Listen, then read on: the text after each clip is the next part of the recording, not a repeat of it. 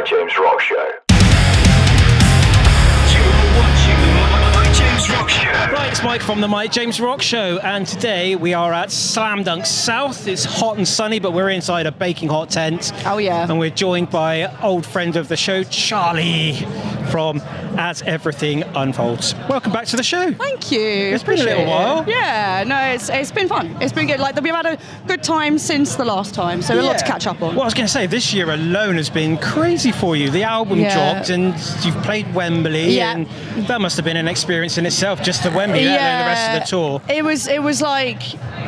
It was just a surreal moment. Like, you just, I don't know, like, we never intended to kind of let it get this far. It just kind of got a bit out of hand, and now we play in Wembley, so...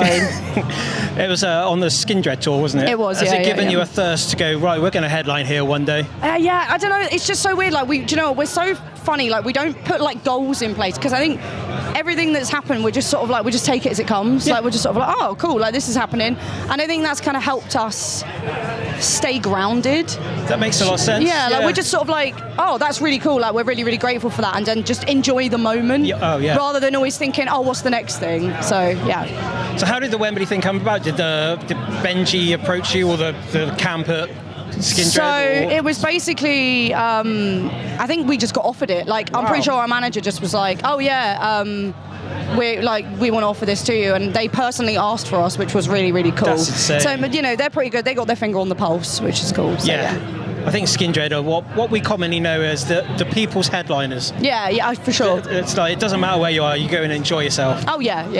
Did you take anything from that tour? Like, do you learn from doing big arenas like that when you're the opening act? I think you do absorb a lot. You're kind of like, I don't know. It is a weird experience where, you know, you go from playing like club shows to then doing an arena, and I think what you've got to do is like make sure that your show is able to be done in both. I get you, yeah. So we've like catered because we're still playing club venues and stuff. So we were sort of like, right, if we make our setup able to be done in both, then it just, you know, makes it easier basically. Yeah, and then it's all you've got it there for the next time it happens, because someone's seen you going, they can do that in an arena. We'll have them on our arena tour. So you're basically laying the seeds for the future. Yeah. Which is great.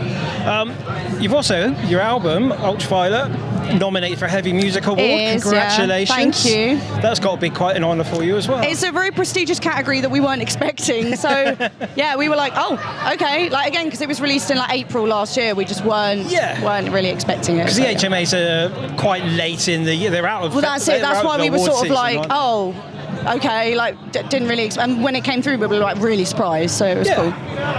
It's nice though, isn't it? It shows that you did something last year that is still getting recognised this year. Yeah. And again, it's adding that fuel to the fire, and people are going, well, if they're nominated and they're playing Wembley as main support, then the next album is going to be absolute fire. Yeah. Hopefully. Talking of which, have you started working towards anything? We have. Like, we've been quite open about the fact we've been writing, and it's been a lot of fun writing for this album, like that upcoming stuff. It's we're just sort of like just writing when we can, really enjoying the process, which I think creates better music. Yeah. So we're just trying to enjoy the process basically. You do find that. I don't want this might sound a bit bad, but some bands, they do the cycle and then they're kind of forced into being creative. Yeah.